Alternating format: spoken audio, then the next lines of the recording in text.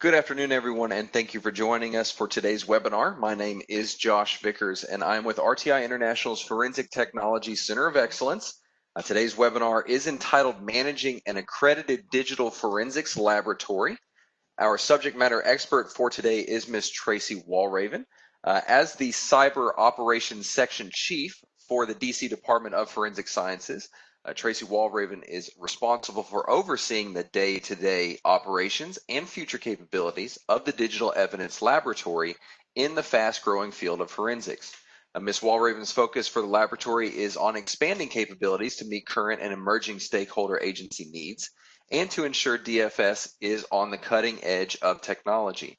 She is a member of the Scientific Working Group on Digital Evidence and serves as chair for the Quality Standards Committee.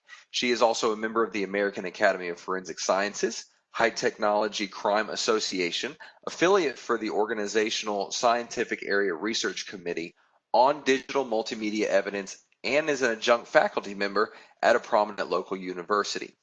Prior to DFS, she worked for the NASA OIG, the U.S. Department of State, the Commodities Future Trading Commission, and also in the private sector. She holds a Master's of Forensic Science degree from the George Washington University in Digital Forensics and an undergraduate degree from Middle Tennessee State University. Just our quick disclaimer, the opinions, findings, and conclusions or recommendations expressed in this presentation are those of the presenter and do not necessarily reflect those of the Department of Justice. Any products and manufacturers discussed are presented for informational purposes only and do not constitute product approval or endorsement by the U.S. Department of Justice. And now, without any further ado, I would like to hand the microphone and platform over to our presenter and subject matter expert for today, Ms. Tracy Walraven. Tracy? Thank you, Josh. I'm going to go ahead and get my screen up. Let's go from the beginning. All right. Good afternoon, everybody. I'm excited to be doing this, managing an accredited digital forensics laboratory. I love my laboratory, and if that's not evident by the end of this, I'm clearly doing something wrong, but let's get started. So what I want to cover today is what is digital evidence and why it's important, because I know some of you may or may not be familiar with what a digital evidence lab does, or even the different types of digital evidence. So the next thing we're going to cover is what does a digital evidence lab do? And then I get asked all the time what the major challenges for digital and multimedia evidence labs are. They kind of fall into four categories, but I'll go over kind of the questions I get asked on a day-to-day is like, what can I do? Where do I start? A little bit about training, accreditation portion, which seems to be kind of where people are getting snagged up a bit lately. And then the digital storage question, because everybody wants to know how much they need when they start buying their digital storage solutions. Also, where we are with digital evidence in 2020, there's some things in here that hold data that may surprise you, and it's some considerations for future digital evidence capabilities for maybe some of your labs. And then finally, at the end, I'm happy to take some questions. So let's get started. All right, what is digital evidence? Well, in short, it's anything that can hold digital data. Obviously, we know computers, laptops, servers, USB devices, SD cards, all the traditional media everyone's familiar with. The things that you think of like when you're going to Best Buy to get. Or mobile devices, of course, have now dominated a lot of the industry with tablets, cell phones, even GPS devices that have built-in GPS to them, like your cell phone or your smartphone. Cloud solutions are also becoming more predominant. Carbonite, Dropbox, Google Drive, those seem to be the major players that we collect data from. Gaming systems that you're familiar with, Nintendo, Xbox, Sony PlayStation, we have several of these and we play with these in my lab because that's clearly research, obviously. Why else would we have a Nintendo in there? Also, video, DVR, CCTV systems, those hold data. Networking devices, routers and firewalls, they do hold some data. You can extract data, but it's going to be pertinent to certain types of cases, not necessarily all cases. Audio, VoIP solutions, phone systems, any sort of recordings, and then the new and emerging field here of vehicle infotainment and telematics systems that my laboratory has actually had a lot of experience with, and we really enjoy taking vehicles apart. But I'll actually get into that sort of towards the end of this presentation. Magnetic card readers, your ATM credit card readers also, this is kind of where your skimming devices come in, as well as the unidentified media. These are the homemade devices we've seen that are very creative.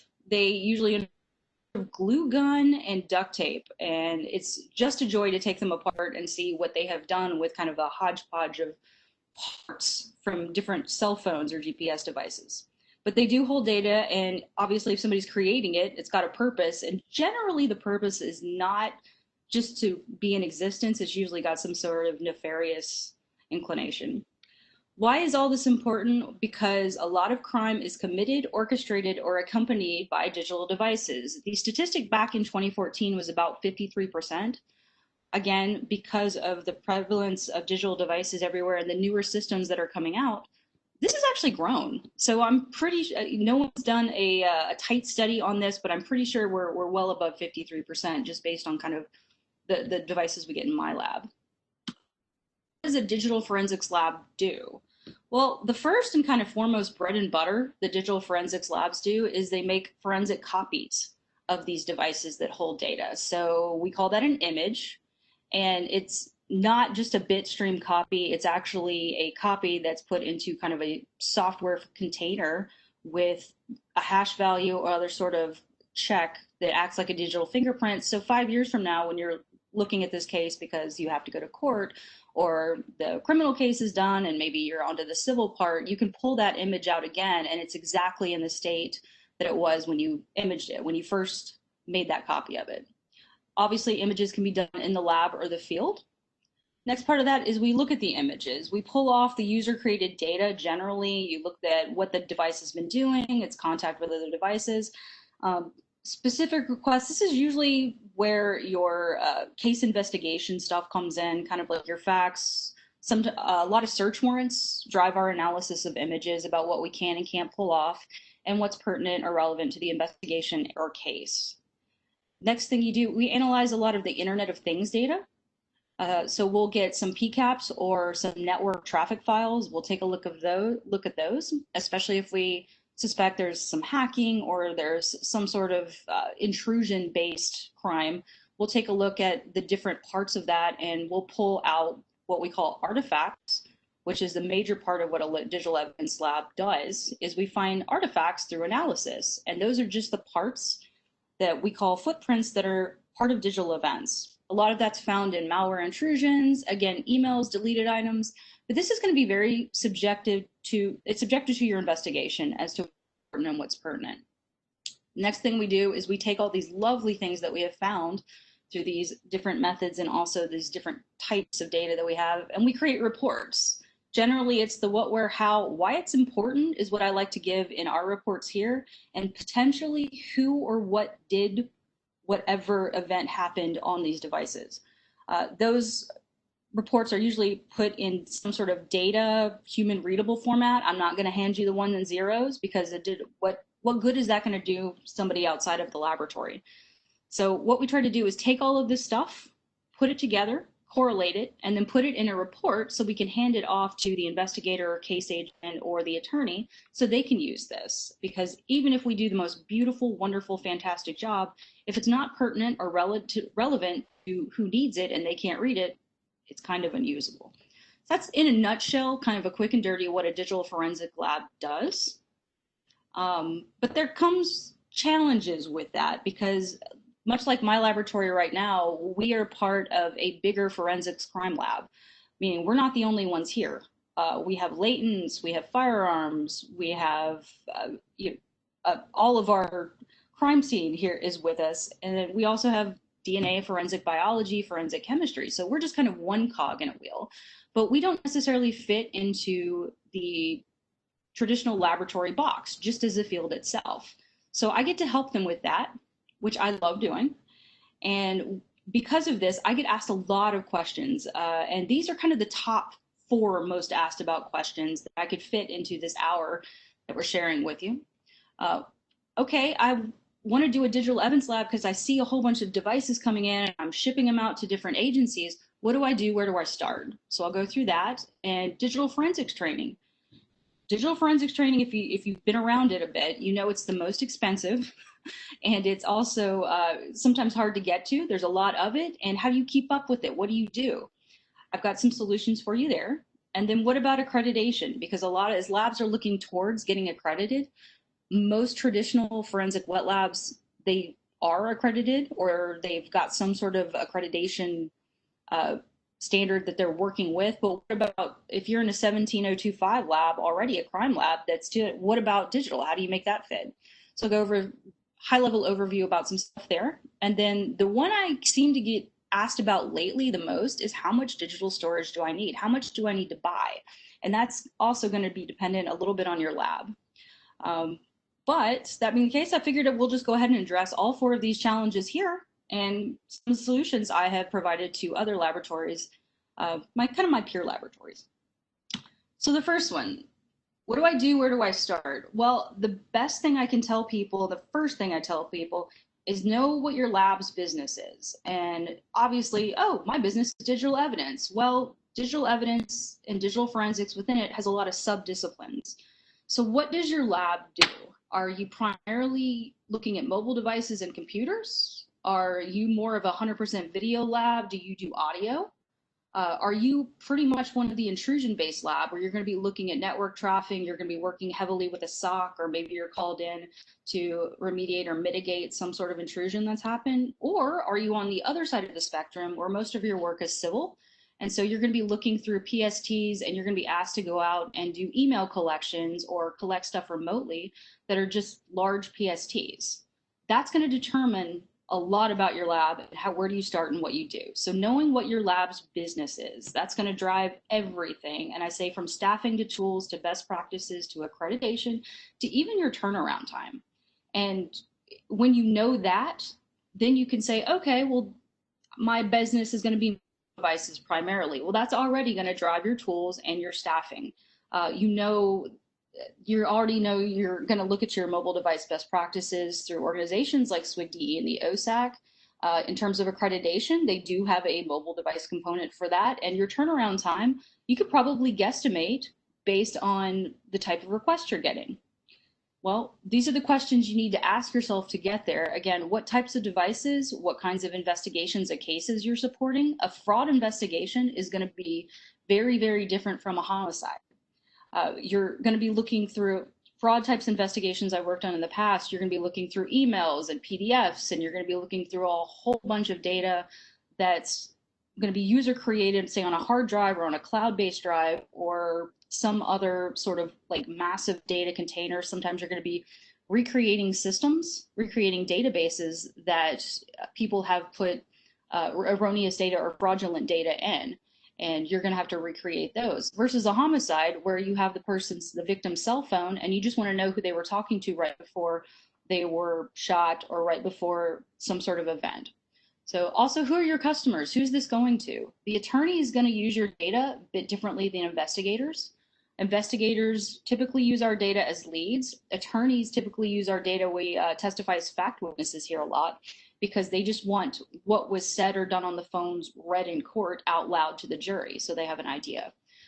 Next is how are your customers going to use your results, quote unquote, your results of your test if you're in our type of laboratory system or the reports that you created. Because that's going to dictate what format you put your reports in. That's also going to dictate kind of the information that you provide. I'm not going to give somebody who doesn't know a lot about digital evidence line by line of my methodology. What I will do is happy to explain it to them, but I'm going to provide them some sort of a primer, something in layman's terms. In addition to that, maybe something in a format that can be read over multiple platforms on computers, like a PDF, something like that. I'm not going to provide like a UFED file or something like that that I'm pretty sure they don't have the software to read. You need to take a look at these questions and answer these questions over a period of time. That's not something you're going to do in a day. You need to kind of look at the data trends for your laboratory to get to know your business, and then just be prepared to adjust them as your needs shift. And the needs will shift over time. That just happens. That's part of different type. When I started here, it's very different from where we are now, and we just continue to just adjust. And To give you an example of what I mean by know your lab's business, I'm gonna use my lovely lab as an example. 2014 is when they decided to create a digital evidence laboratory with our digital evidence unit within our laboratory, and they thought they had unlimited funds. It was great. Well, they started with the Nuix platform, the entire Nuix top to bottom. It was about a little over a $500,000 investment just for that. They sent all of the staff, which were brand new to forensics, to Nuix training. They all got Nuix certifications. Additionally, they trained them in how to collect email through, remotely, also on scene, what to do to parse a PST, how to do, they trained them on how to grab files easily, soundly, but more kind of a e-discovery kind of world. They were procedures that were on collecting emails only and scene attendants to collect those emails. The reports were pretty much almost court exhibits, every single one of them, about what they could present as an exhibit with very little kind of meat or input. And they bought these lovely Tableau write blocker kits with all the SATA SCSI IDE interfaces that were available at the time. But our laboratory at that point in time wasn't too popular. Come to find out, our lab's business didn't have a whole lot to do with parsing emails. 80% of the work was mobile devices. So if those of you who are familiar with forensic tools and are familiar with the forensic world, the nuances there, you understand Nuix is a little bit different in terms of how you're going to get data off sort of a cell phone that maybe BitPim or something is the only thing that'll work on it. So 80% of the work with mobile devices. In addition to that, about 50 to 60% of the work, and this still remains true today, is homicide cases. And the work was done in the lab. So they were bringing the phones or the devices to the scientists. They weren't necessarily having them go out to the field to collect them. The Metropolitan Police Department here is the largest customer that we have. They probably do well over 70% of our work is probably all MPD, not the U.S. Attorney's Office. And then they were used to having Celebrate PDFs that they could search on whatever computer, because the police department here, detectives are not assigned a computer like you have in an office and a desk. They actually rotate throughout, and anybody can use any computer. So they needed something they could take from desk to desk to desk to desk. And they were used to Celebrate reports that they could easily search. So based on this, how does the business of the lab differ from the training, tools, procedures, and software that they started with? Well, they're two different worlds, and that contributed kind of to the fact that in 2014, the lab almost had to shut down.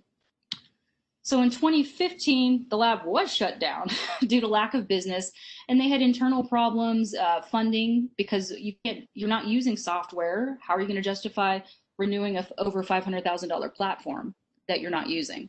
They didn't have any plans to reopen. They were keeping the scientists on staff because they weren't quite sure what they wanted to do, and our laboratory also had other problems in other units at that point in time as well.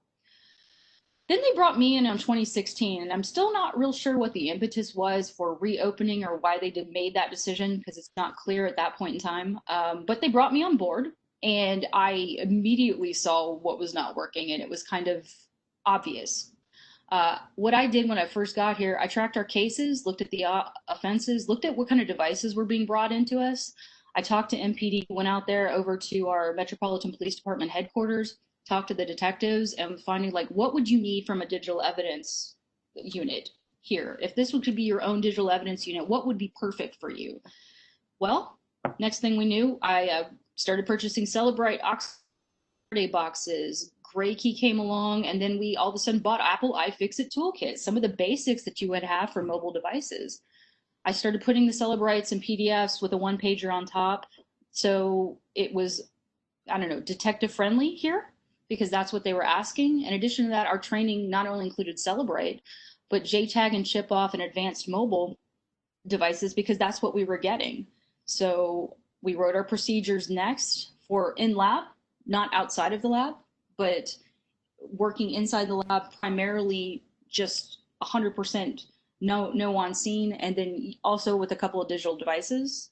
Within a year, our business had grown over 1,000%.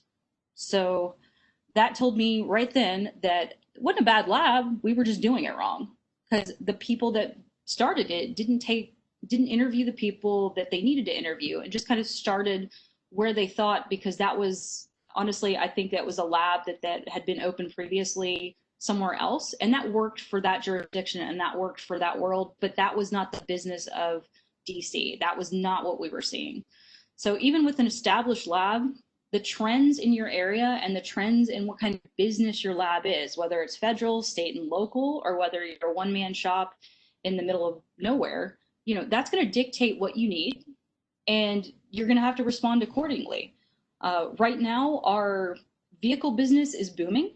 It's not about to overtake our mobile. Our mobile is still our top, but our vehicle analysis requests have actually overtaken our computer and digital device requests. So some of that's because we have a garage here that we can rip cars apart in, which is really, really, really fun if anybody's ever done that.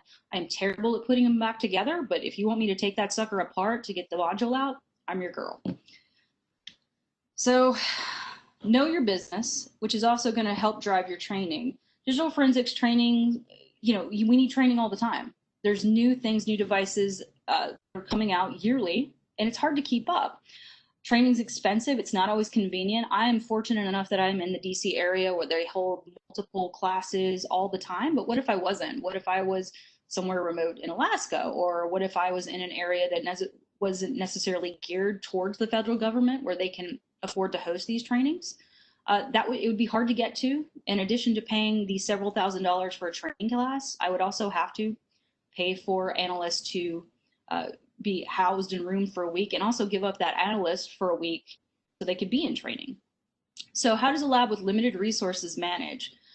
Even though our lab is wonderful, it's great, we do have limited resources when it comes to training. I think all state and local labs have experienced this. This isn't a new thing.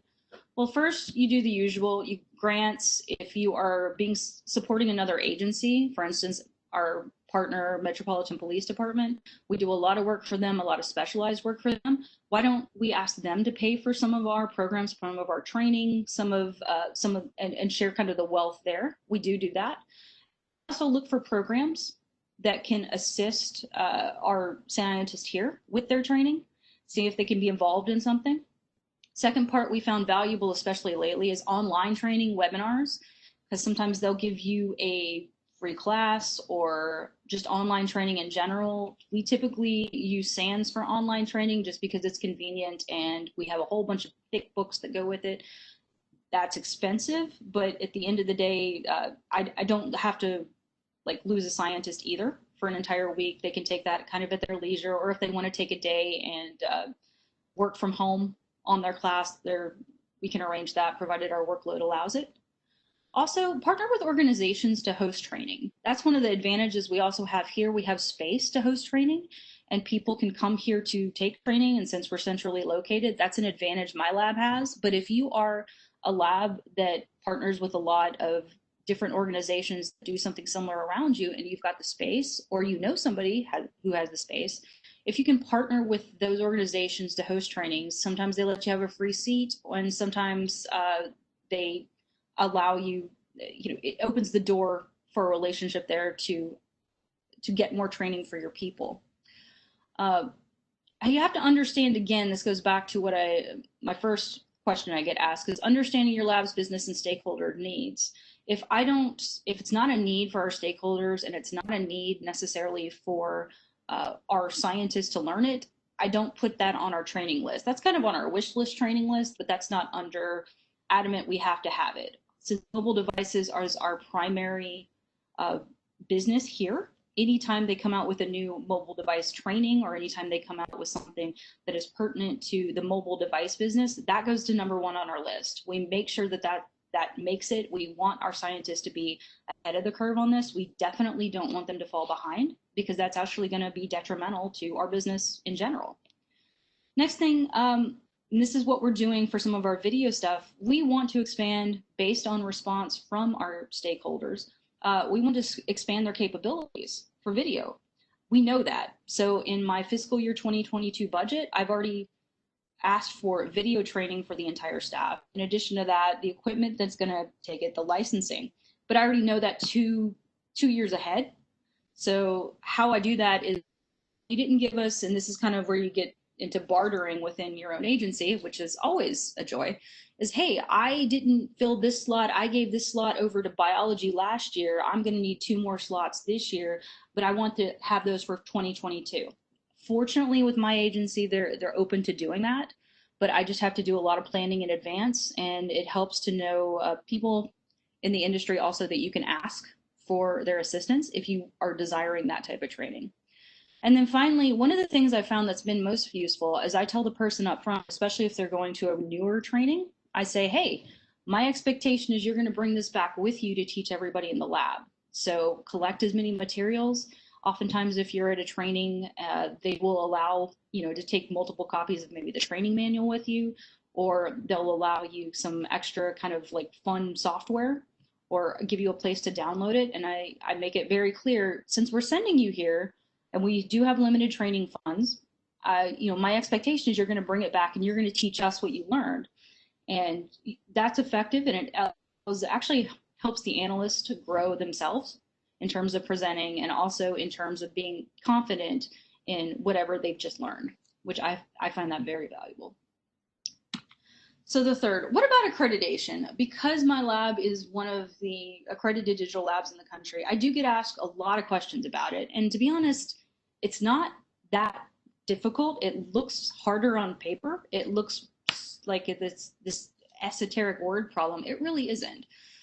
So digital evidence labs, I usually tell them, because the first question I get is, well, can they be accredited? They can't be accredited. No, I make it very clear. This is not a new thing. Digital evidence labs are accredited. Most of them are under 17025, which is what my lab is. Well, but how do you make it work? That's the other thing, because they come with a slew of questions. And the most common questions I get, well, how does this work? I don't get it. Well, you have to accept that there are a lot of NAs for DME according to the ISO standard. Some of those are up there. There's no measurement equipment, no calibration certificates. We don't use reference materials. There's no sampling, which I had a glorious fight with an assessor about. And there's no uncertainty of measurement. Those are just NA for digital and multimedia evidence. That, as long as you're comfortable with that and be like, okay, nope, this isn't applicable. A lot of people aren't, and they'll try to fit themselves into the box, and that just doesn't work, because that's not what it's for. So being comfortable with the fact you're going to have NAs and being against the traditional elements, and you're not going to look like your biology unit, that's okay. But you have to understand that there are going to be differences.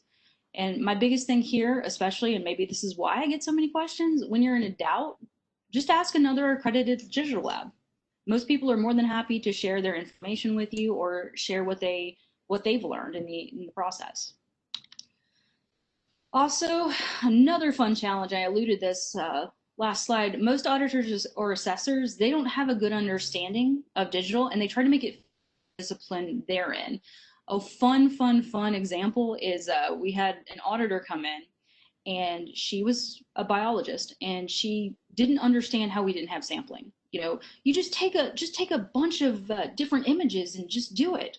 Like a bunch of cell phones, you could just put them all in a pot, and you could just bring them in, and then you could have sampling. I'm like, no, that's not really how that works. And I explained it to her multiple times, and her response at the end of it was, well, you can do sampling if you really tried. Well, the whole point of accreditation is to make you fit into that box. It's to make sure you're doing what you say you're doing. And the sampling aside, she did finally understand that, no, there is sampling in chemistry, there is some sampling in biology, but this is not a paradigm that fits for digital evidence. And it's okay that it doesn't fit. It's just NA, and that's less work you have to do on your checklist, which I don't think she appreciated, but she will come to appreciate it. It was actually kind of fun trying to hear her come up with scenarios about how we could make sampling, and you could just get a whole box of cell phones and do it. I'm like, no, anything that comes through the door for us has to have some sort of legal authority with it, either consent or a warrant, or we have to know it's from the decedent. That point was lost on her as an auditor, but actually quite entertaining to hear some of the wonderful scenarios. So what do you do when this happens? Well, The first part, and I've had assessors ask me, assessors as well as auditors come in. I start with a lab tour and I just say, ask a question about anything that doesn't look like you know what it is. There's no question that's going to be thought of stupid or rolled out or like, how do you not know this? Just ask questions because there's a lot of crazy stuff in here. That usually gets people open enough to do it. Next, use your people skills, get to know their background so you can relate to things in their world. Um, with this particular auditor, I said, I understand where you're coming from in biology, but in all fairness, you can come in here without any PPE on and you don't see any swabs. So you think this might be a little bit different than your world. Um, I was like, think about it from my perspective going into your lab.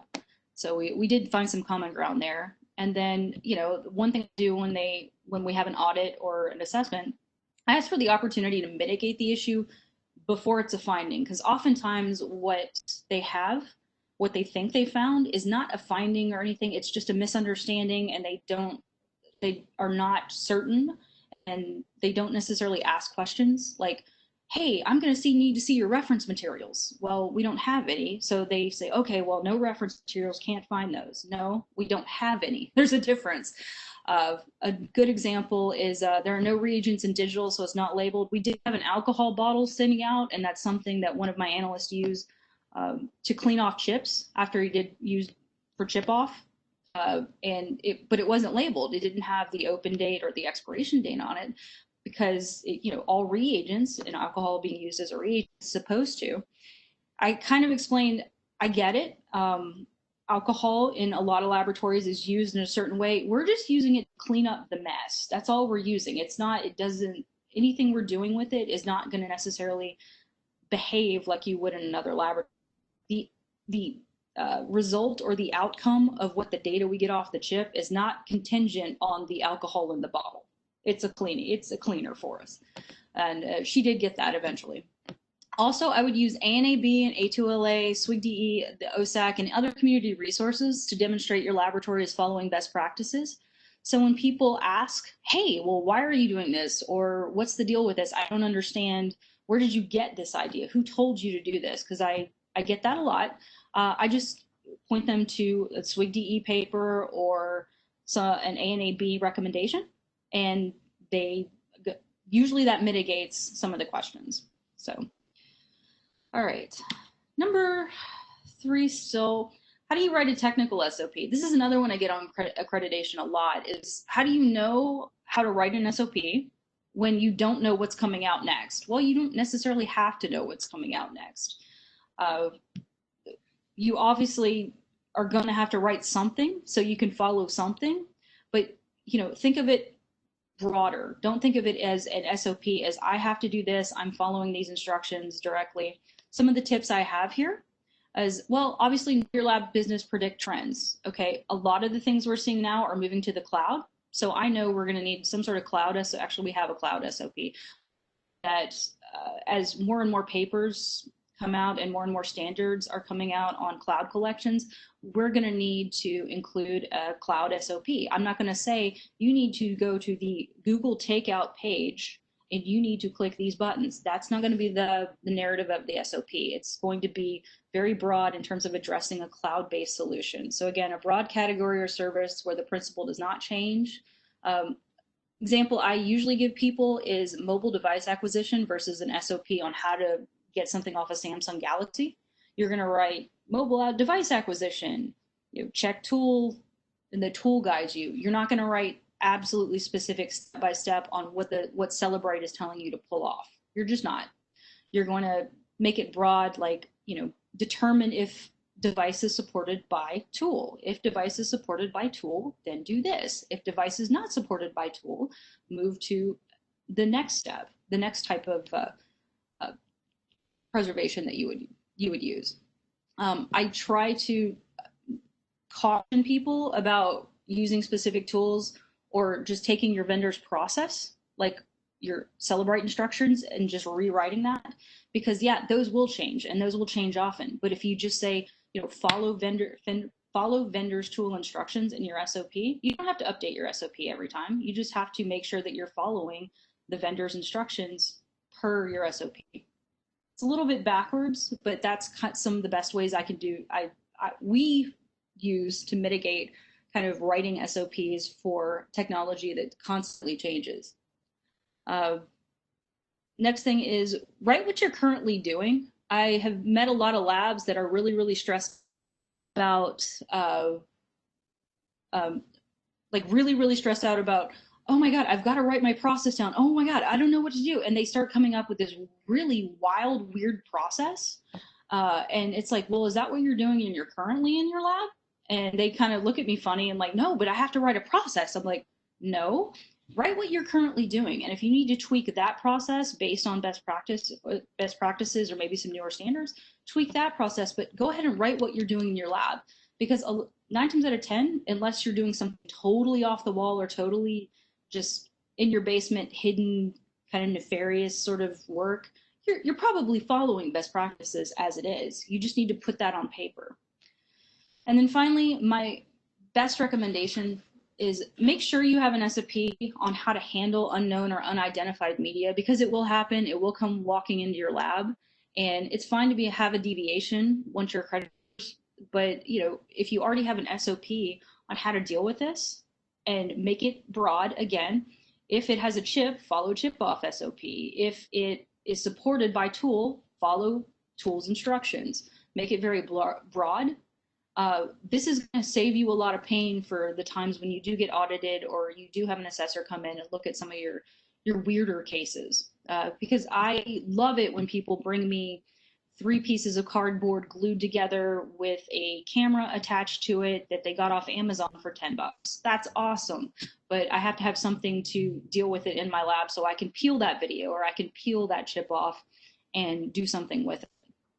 So, on. All right, how much digital storage do I need? So this is kind of the hot topic of the day lately. I don't know if everybody's having a sale on storage or if it's one of those where everybody's started teleworking or their office has understood that, oh my gosh, we're running out of storage because everybody is working from home.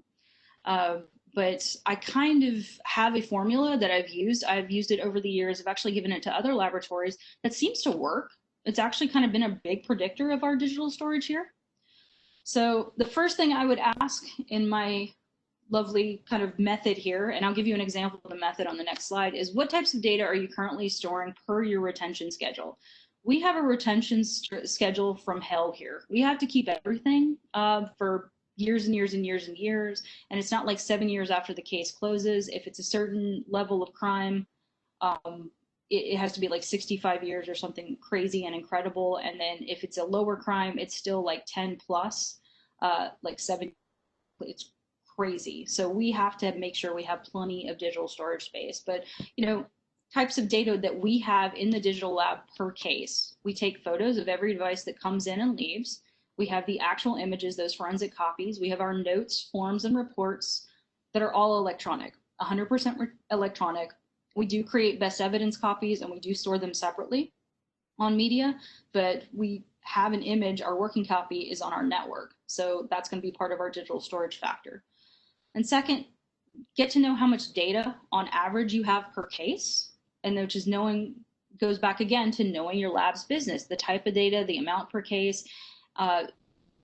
Trends like data increases in summer. Here in the DC area, we have the Summer Crime Initiative because for some reason during the summer our crime skyrockets and then it goes down for a dip and then it comes back a little bit in the winter and then we have another dead period in February and then it starts all over again. But that's just kind of our ebb and flow here. Track your cases per month. Most laboratories have to do this for stats purposes anyway, and obviously multiply that by your calendar or fiscal year schedule. Per year, I add another 15 to 20% only because devices are getting larger and then you are going to pick up some more cases. So note any special or unusual impacts, and I'll kind of get more into that on the next slide using my lab as an example. But if you have a very large search warrant coming up, or you have multiple search warrants, or maybe you're expanding your lab services, like all of a sudden you're going to do video, you're going to need space for DVRs. That's not something you calculated before in the past. Or another one that I'm hearing more and more commonly is laboratories are going paperless, and that it's actually cheaper in the long run a little bit to go paperless and use your storage for digital and not necessarily for the real estate, especially in places like DC, where real estate hard to come by, file cabinet space hard to come by, but digital storage much cheaper. And then evaluate those impacts and then just add more storage per impact. And an example of my nice little formula here. So I asked myself, what types of data are we storing per the retention schedule? Obviously, our case photos, images, notes, reports.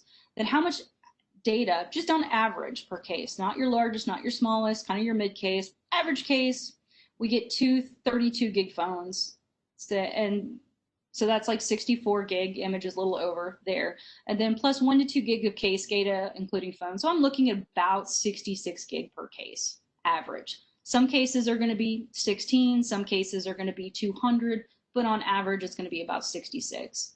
So track cases per month at this point in time, excluding this month where we almost hit 200.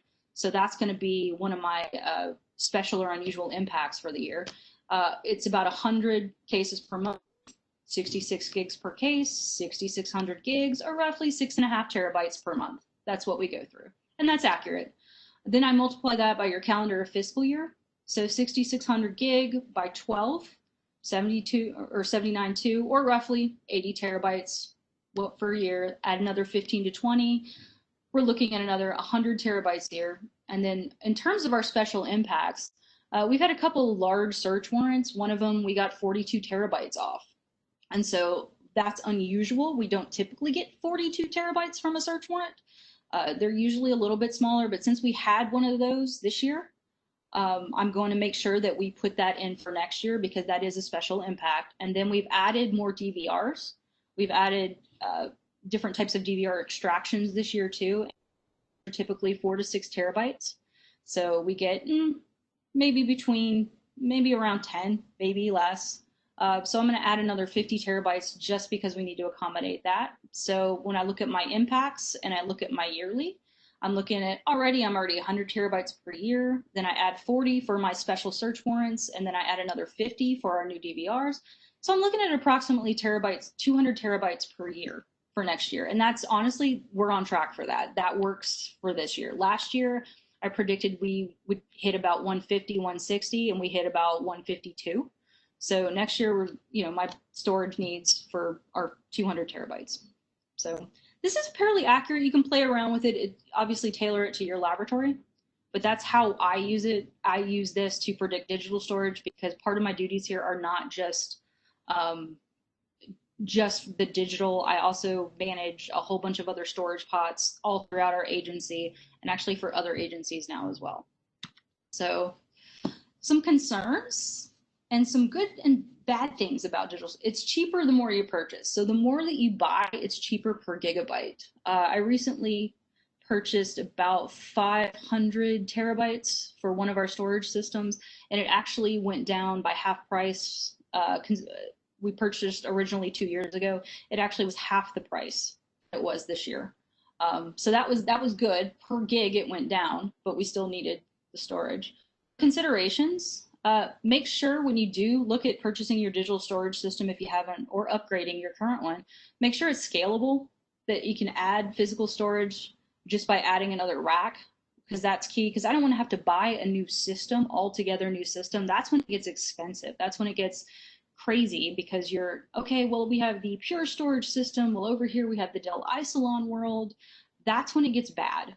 That's when you're trying to combine worlds and not everything is pulled together. And so in this weird conglomeration of NASs from 1905, we have 32 terabytes left. Well, this one over here, we've got 65 terabytes left.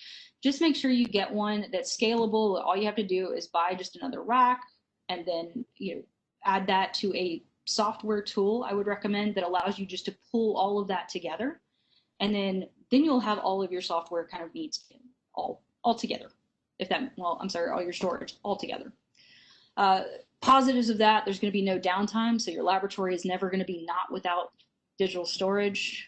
If you just add another rack, super simple, literally takes 10 to 15 minutes, maybe up to an hour to install. And usually you have a built-in backup, which is an accredited requirement. But in addition to that, who doesn't want to back up their system in this day and age? That's a business hazard in my world. So a lot of things I'm looking at now or people bring to me are cloud-based alternatives. One thing I've found for digital storage needs, it's not always cheaper the more you purchase. This is where it gets kind of funky. Um, you may have a data center like we do here in our laboratory, and we can just physically add devices. It's not that big of a deal. But what if you don't have that and you're looking for the cloud? Well, because it's case-based data, most jurisdictions have kind of a thing where, hey, it needs to be encrypted. All your data coming or going from your agency needs to be encrypted. Well, that's when it starts getting not to be cheap, especially when you're trying to access it uh, from your laboratory on a daily basis, and it kind of gets a little, it can be, not always, but it can be a little arduous to get to. Encryption and other safeguards for case data, again, depends on the laws in your world, your jurisdiction, but most entities I've encountered, they have some sort of encryption requirement. It may be easily accessible if you are kind of a part of a satellite laboratory system, like you have a main lab and then you have like 4 or 5 field offices. Yeah, cloud-based alternatives may be great because that's one central repository for all of you. However, if you are a stationary lab like mine, where all of us work on site, we have a data center, a cloud-based solution is not going to be as easily accessible for us. That's just not going to work. But on the other hand, if you are working in the field more and you are one of those field laboratories, it might actually be a better solution for you. So those are some considerations that I've kind of put together based on the questions people ask me for digital storage. And then finally, Digital Evidence 2020, and this is kind of what we're up against here, and what I'm seeing in terms of trends and what I've kind of, put together that places digital evidence is going and things that maybe these newer labs or your laboratory needs to consider, because our laboratory is massively all over it right now. We're trying to keep up. First of all, devices are primarily mobile. They're all encrypted now at the hardware and software level. Applications can hold pieces of data. They have navigation components. And if you look around, most of the mobile devices that people are carrying around are equivalent to the 2009 desktop type computers. So that's a pretty quick evolution when you think about it. They have as much storage capability, and in some cases, these mobile phones and mobile devices that people are carrying around are actually faster than your old school desktops. So another kind of facet or world that we have, smart home devices and toys. This is something our laboratory takes on a lot. It's our juvenile division actually has brought us several toys to play with, and they do hold data. They do interact with your network. They can capture some data that is pertinent to investigations, lifestyle data mostly, but we've also been able to chip off a couple of toys, believe it or not, and get the toy data off the toy there, and some of it was pertinent to when the child was playing it, when they stopped playing with it, and some of that was for child abuse cases. And other allegations about kind of what parents were doing at what time and whether the child was there. The toy actually had that data. So stuff you can get off smart home devices and toys, network data, user data, the commands, and then TBD. As this is still constantly evolving, this is something our laboratory has a lot of fun with because they allow us kind of the latitude to work with it. But I'm kind of curious to see moving forward what some more standardized data that's going to come off, because right now it's all over the place depending on what type of device. So this should be fun. And then next, vehicles. Like I said, this is our number 2 now. It surpassed computers this year on getting evidence off cars. So vehicles, they've got, some of them have hard drives, like hard drives that you would find in laptops and they have these telematics and infotainment systems that interact not only with the user itself, but also can interact with systems outside the vehicle. So they're the ones that are going to have your embedded SIM that you have to get out, and your Wi-Fi hotspots. So a good rule of thumb is about 2014 to present. Some of them sync with Bluetooth, some of them sync with USB, some of them collect everything off the device that it syncs with, some of them collect one thing. But there is, in terms of what we've seen to get off cars, that's amazing. Everywhere the car has been, everywhere the car has been told to go, and then your contacts messages, it does sync with some apps that people may or may not be aware of, because sometimes the app tells you, hey, I'm downloading all of your MP3s. And no, it's not. It's downloading pretty much everything it can read. And then call logs. What's been most important lately is the name of the device because, I have Tracy's iPhone over here. That's great. So when I tell people I have never seen that car, I've never been in the car, but yet it's synced with my iPhone and it can identify it by the MAC address. Okay. Yeah, Tracy's been in that car. So next, we're also looking at cloud-based solutions. Again, we're seeing more and more collections, or we're being asked to collect that in conjunction with mobile device warrants, largely because a lot of the data that we're seeing is it's touched the phone, but their backups are all over the cloud-based solution. So kind of fun. Definitely has a challenge of educating people that data is not necessarily resident just on the device. It could have other facets to it, and that you need to get preservation orders or you need to get some sort of search warrant for the subsequent accounts. So that's still one of the challenges we're working. We're actually working fairly closely with our police department here to make them aware that you can have 10, 15 different accounts on the mobile device. You probably need to get warrants for all those accounts as well. It's not news, but people just aren't used to thinking that way. They're used to just handing you the phone and asking for the data. So another warning thing though, cloud data can be terabytes to petabytes. And right now we're kind of in a gigabyte world, gigabyte to terabyte world. So moving forward, that digital storage purchase, just one of those considerations, because when we start collecting terabytes to petabytes of data from the cloud, because it can hold it, that's going to impact our workload. Pretty sure about that one. And again, data in clouds can be encrypted. Usually if it's some sort of consent or agreement or you get a warrant, that's usually not an issue at this point. I've only had it be an issue one time. And then finally, a lot of things we're seeing are cybersecurity. We're getting a lot of kind of combination mobile device / network stuff. And a good example that I give to people when they ask me is we're at a world that why would you rob one bank when you could rob 1 million at a time and never have to rob anything again? And, you can do it literally seamlessly. So we have been asked to, kind of look at some of the artifacts for hacking cases here. Luckily, my laboratory has the facility to do it, and we also have the skill sets here to do it. That's kind of unusual sometimes, but especially for like a DC crime lab. But we love it. It's great. But just kind of a take home from this, digital devices are getting smarter and faster. That's not a trend that's slowing. And that's one of the reasons why I love this field. I absolutely do, because it's always a challenge. There's always something great to do. But that, I believe, yep, that's it for me, guys. That's my contact information. If you have any questions, you can definitely feel free to contact me. And I think Josh is going to help out with the QA portion, right? Yes, ma'am. Thank you so much, Tracy. As you see, Tracy does have her contact information there on the screen. We also have a PDF version of today's slide deck that is available back on the main event page where you first came in. So once you do leave today, make sure you do download that. That way you've got her slide deck as well as her contact information to reach directly out.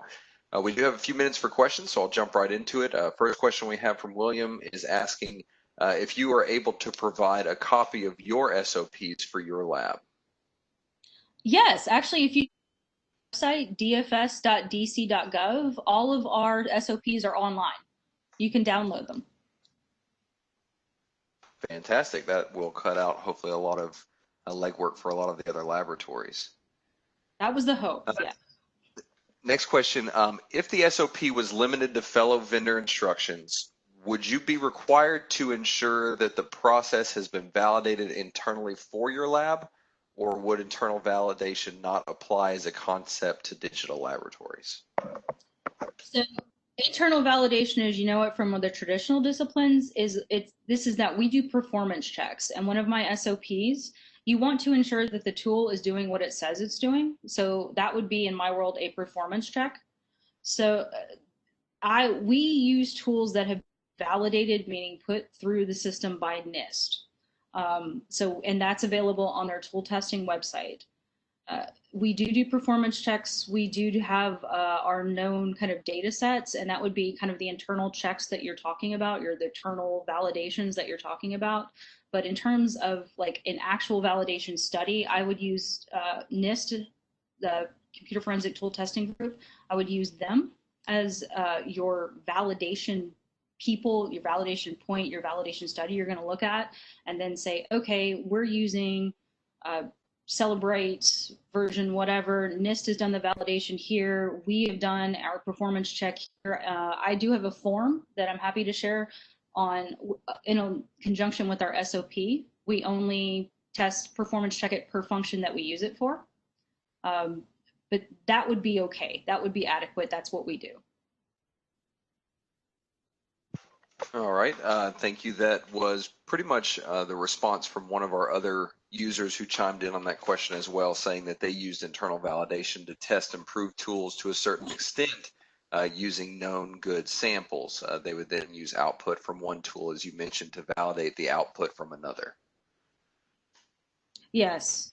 Yeah, and we do that as well, especially if it's a new tool that we were trying out. Maybe it's a one-off tool that we have. We will check it by using a known tool, if that makes sense. All right.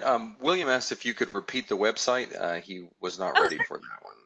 Oh, I'm sorry. If you go to DFS, Department of Forensic Sciences, dfs.dc.gov. Okay, I will put that in the chat pod as well. Perfect. All right, next question that came in, do you charge for your work/analysis? No, we are a government entity. Our agency supports 40 other law or different agencies in our area. We don't charge them for our work at all. No, we don't. All right, we have questions coming in now. Next one is, thank you very much. This was an extremely interesting talk. What are the major types of artifacts that you have extracted and used for your caseworks, such as location call logs, app data, messages, emails? What else have you seen? Oh, wow, that's all over the map. App data, I'm thinking in addition to that list, it depends on the type of case. That's going to be, again, fraud cases are very different from homicide cases, which are very different from intrusion cases. Intrusion cases, I'm really looking for the artifacts that are network artifacts or maybe on the virtual machine that we receive. Homicides, 9 times out of 10, text message, chat messages, call logs, sometimes location data. And then fraud cases, I'm going to be looking primarily through emails and user created data that is pertinent to, say, intellectual property or financials or something like that. So it really kind of depends on the offense. It depends on the type of devices I receive, and it also depends on, kind of the facts of the investigation. All right. Next question is from Anna asking, how would you manage retired or evidence that you no longer need anymore? I'm not sure what you mean by expired evidence, because they're digital devices. So once we create that image file, it's preserved. It's in an EO1 or EXO1 format or an AFF or anything that or even a raw image. So it doesn't really expire. We're always gonna have a tool. We do save every so every time we get a new version of a tool, a software tool, we save the old version of it. So we will always have, I hate to say this, FTK2, because no one has that. But we have all the versions of FTK Imager. We have every tool version that we have, just in case we run into an issue later on where we can't open. All right, next question is asking, how long is your accreditation good for, or until what year? We do an assessment every year. I think we do, 1 year on, 1 year off. Our laboratory is probably going to has gotten a little more stringent with the requirements. I mean, we get assessed every year, essentially, whether it's a paper audit, desk audit, or whether auditors or assessors actually physically come into the building. It's a year. Okay. Next question is, how do you disseminate your mobile extraction reports to investigators? What is your preferred method? Thumb drives, portable hard drives? Well, this is actually their preferred method because they're the customer. But we, at this current moment in time, and this hopefully will change within a year or two, we're distributing them via thumb drive or portable hard drive or CD DVD. I hope to change that and go to a downloadable format where they can go to maybe a facet off of our website, log in, and they can get case data that way.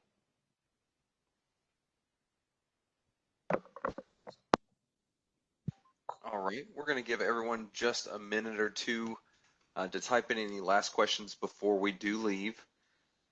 Before we wrap things up, again, I want to make mention of the slide deck that is available in PDF form that is back on the main event page where you first came into today's webinar. So make sure you do download that before you leave today. Also, we are recording today's event and we will be converting it into our archival version. That way you can either refer back to today's material or you can pass along to any colleagues that might have missed today's live event. So we did have a couple other questions come in. How do you set up proficiency and competency testing for your laboratory? Proficiency test, we use an outside vendor that's accredited. That's part of the requirement. Competency testing, it's based on modules here with part of our training modules. So they have a competency test per module, then they have an overall competency test, and that's something that I've designed. All right, next question is asking, what are your policies regarding retention of evidence after the case has been adjudicated? To clarify, such as digital evidence on your server, the derivative data. At this moment in time, and I don't know, this is kind of mandated by statute. This isn't my decision here is what I'm getting, and I don't think it's even our agencies. We decide, like we have no choice. We have to keep everything. There's not like, oh, well, we can keep the work product, but we can't keep the image at this moment in time until that's changed. And, we are allowed, one of the things that we're a little bit flexible in DC, we do have some say as to, some pull, like maybe we should relook at the statute. Maybe we should relook at, maybe some caveats, but at this moment in time, we keep everything. All right. Next question first starts out, excellent presentation. Thank you so much, Tracy. Who is your accreditation body, and is there a reason that you chose them? We are with ANAB is our accreditation vendor, and we chose them because, well, actually, our entire laboratory is ANAB. So we just expanded the scope. I believe originally our laboratory went with ANAB because they just preferred ASCLD Lab over A2LA. I don't have a great answer there. That was just kind of what I've been told. All right. You had mentioned all of your SOPs were on the website, but do you have a SOP or training manual for new forensic examiners? I do. I have a training manual. Actually, I have a new forensic examiner starting Monday with us, so I'm excited about that. I don't believe that is on the website. I'm not sure. It should be probably within the next 6 months or so, because I think we're putting all of our training manuals and all of our forms that we fill out. I believe that's what they're moving towards. But if you want to email me, I'm happy to share it. That's fine. All right. Which accredited PT provider do you use? Well, in the past, we've used CTS. Right now, we're using an ISFCE because we can tailor that process to what we do in the laboratory. And one of the issues that we've had with other vendors is that you go online and you just kind of fill out like check A, B, C, D. That's not really our process. ISFCE allows us to tailor that to a tech review and admin review process, which is part of our SOPs here. In addition to that, it allows us to write a report like how we write reports here. So they're not just coming up with something new for the proficiency test. They're actually being tested on what they need to be proficient in. All right. Next question is asking, what software do you recommend for extracting data on vehicles? So we have for crash data, we have Bosch, and then for uh, just telematics infotainment systems, you've got Berla's IVE.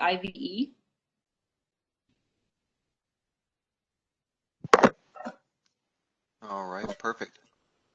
That is the last question that we have right now, and we are 5 minutes over, but I do want to hand the microphone back over to you, Tracy, just for some closing comments. Since digital forensics, obviously our world has gone completely digital, and this is, as you've mentioned to me previously, one of the fastest growing forensic science fields out there.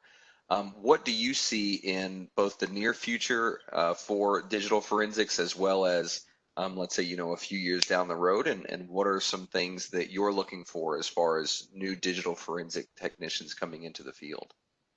Oh, um, let's see what I'm seeing. Well, we'll start with the new examiners. What I really would like is somebody who's eager, wants to learn about it, loves gadgets, loves taking things apart, loves out why.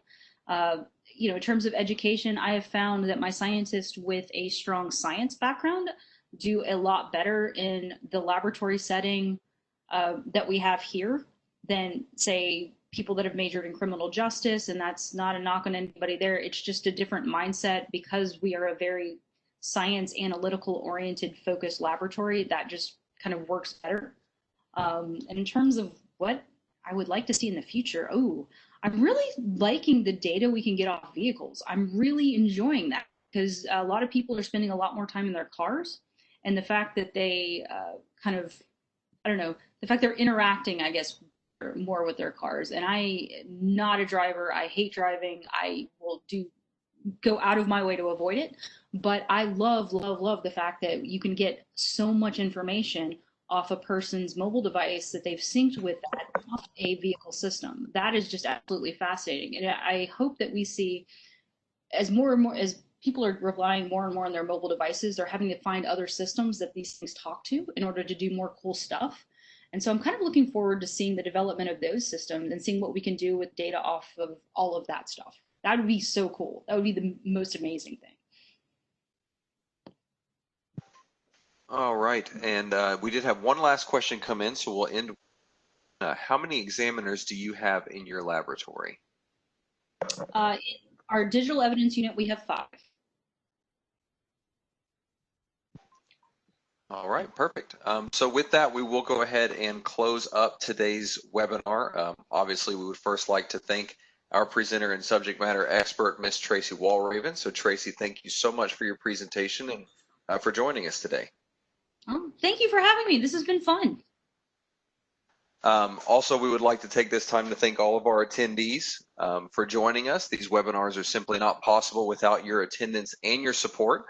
Before you leave today's webinar, we would like to ask that you participate in our short survey as we always do. You can find that survey on the bottom right corner directly below the live captions for today's event. Simply click on the word survey and that will open up a new window for you. So if you could take a few moments to do that, we always take a look at all of that vital information that you submit to us to make sure that we are providing you the best webinar experience possible, as well as adjust the content and the way we disseminate that information out to you, our audience. So if you could take a few minutes to complete that, we would definitely appreciate that from you. Again, we did provide you a PDF version of today's slide deck, as well as we have recorded today's webinar, and we will be converting that into our archival version that you can find probably within the next 48 hours. Tyler will also be putting up some links to our social media outlets, LinkedIn, Facebook, and Twitter. And he'll also be putting up links to our website, ftcoe.org, forensiccoe.org, and then our podcast as well. So if you're not following us on our social media or you have not listened to any of our podcasts, please make sure that you do so, as well as our website where you can stay up to date on all of our webinars, reports, success stories that we are constantly putting out through the FTCOE. Again, Tracy, thank you so much for joining us today. We want to thank all of our audience for attending from all over the world, and we hope to see you in our next webinar. We hope you have a great rest of your afternoon.